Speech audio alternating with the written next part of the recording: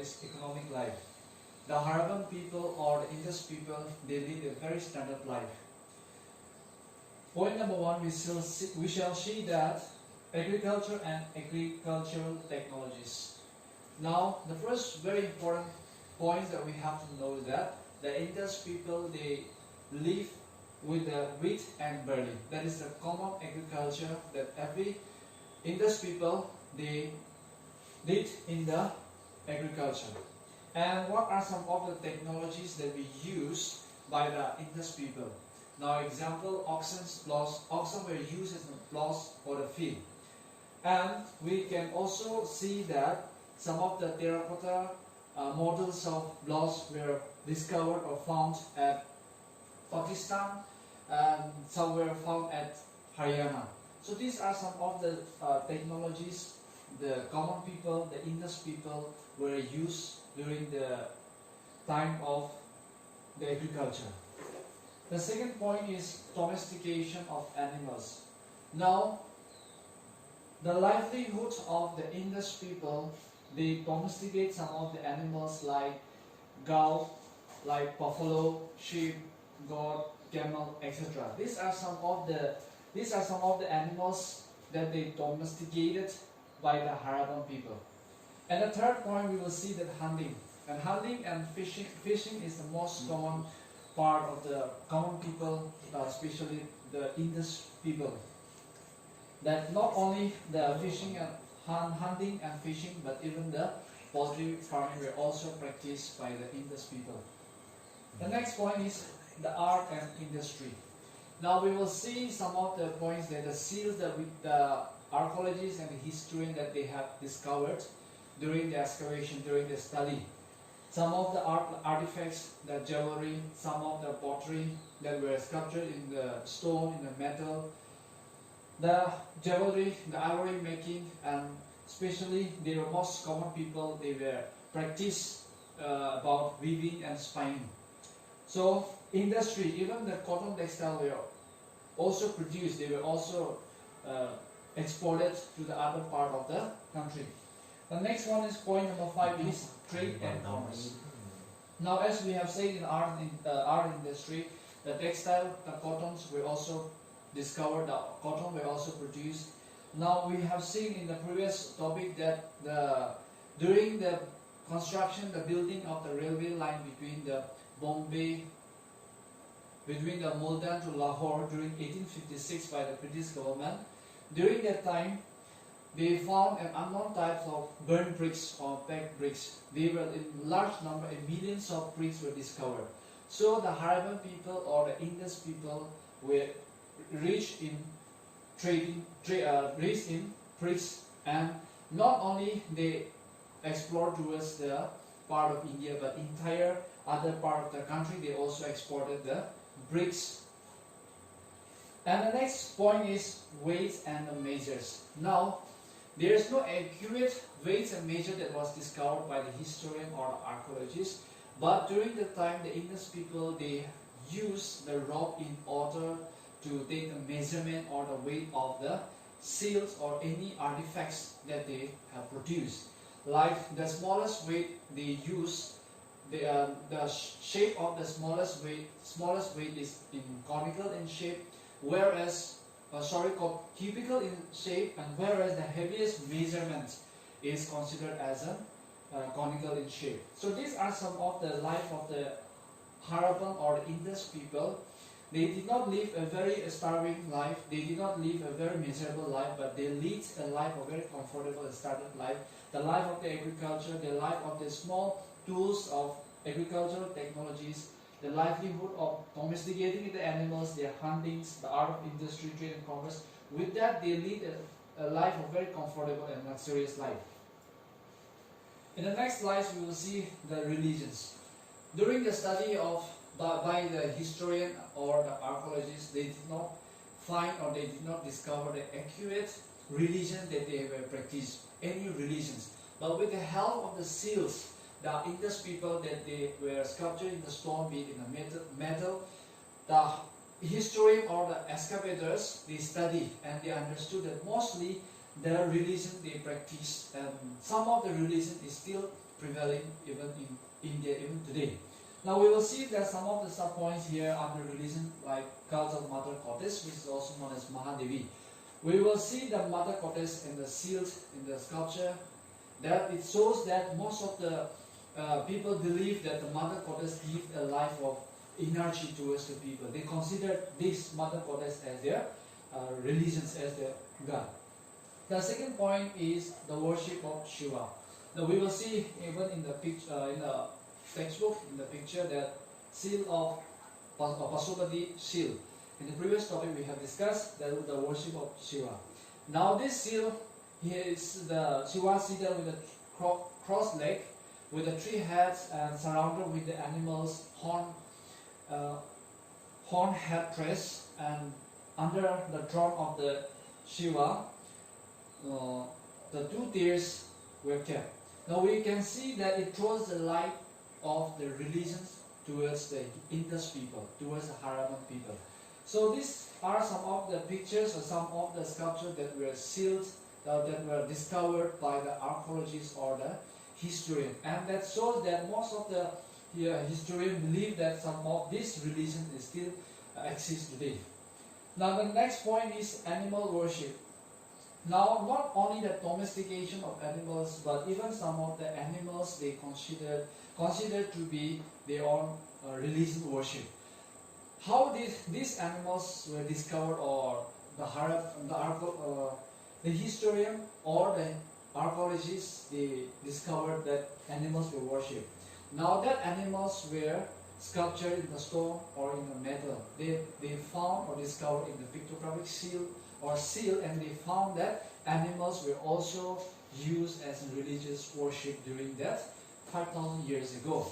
And later on, that Indus Valley people, that animals were taken as vehicles of some of the Hindu or some of the Hindu god, like buffalo was considered as the vehicle of the Yama, whereas the tiger, Kali, elephant, Indra, and some bull animals to Shiva. So these are some of the animals where was considered, or later it taken as a vehicle or vahanas towards some of the Hindu worship or Hindu gods.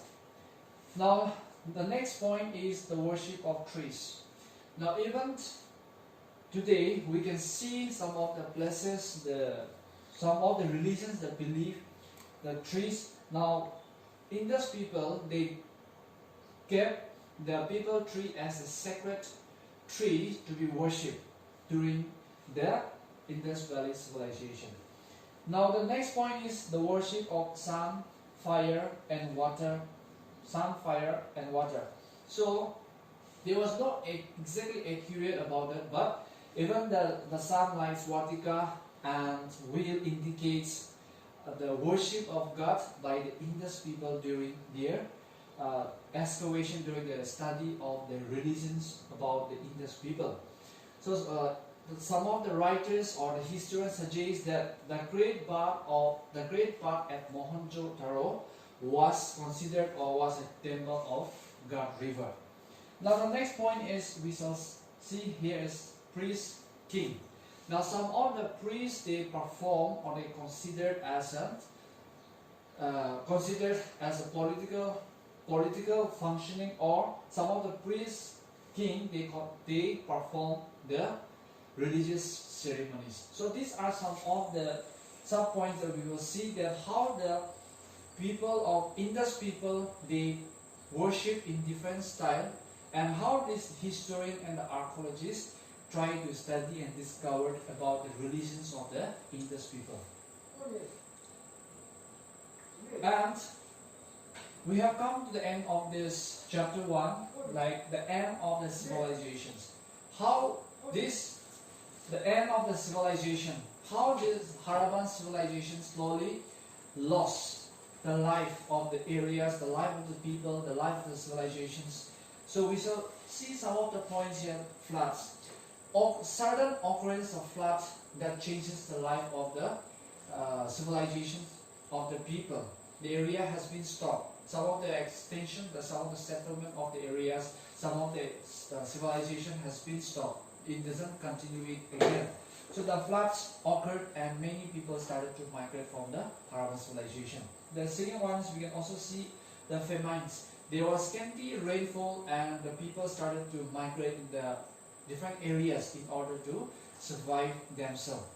The next point is earthquake. It happened certainly that the Harappan people or the Indus people, when this earthquake or when this disaster management happened, then these people, the Indus people, started to face a problem because of the natural disaster, earthquake. They have to shift their place. They have to shift the settlement to the other part of the areas, and they have to live a life according to the survival.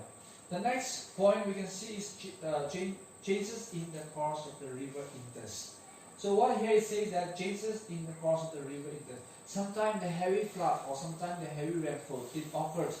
It brings the havoc life of the Indus people, and the civilization stopped, and the areas of the settlement began to be declined, began to be collapsed. That makes the people of the Harappan or the Indus civilization began to be stopped from that very moment. And the next one is evidence of invasion of the Aryans. Not only the floods, famine, earthquake, or changes of the course of the river Indus, but even the invention of discovery of the Aryans that makes the complete hostile towards the Harappan people. Now, the life, the character, the personality of the Harappans and Aryans is completely opposite.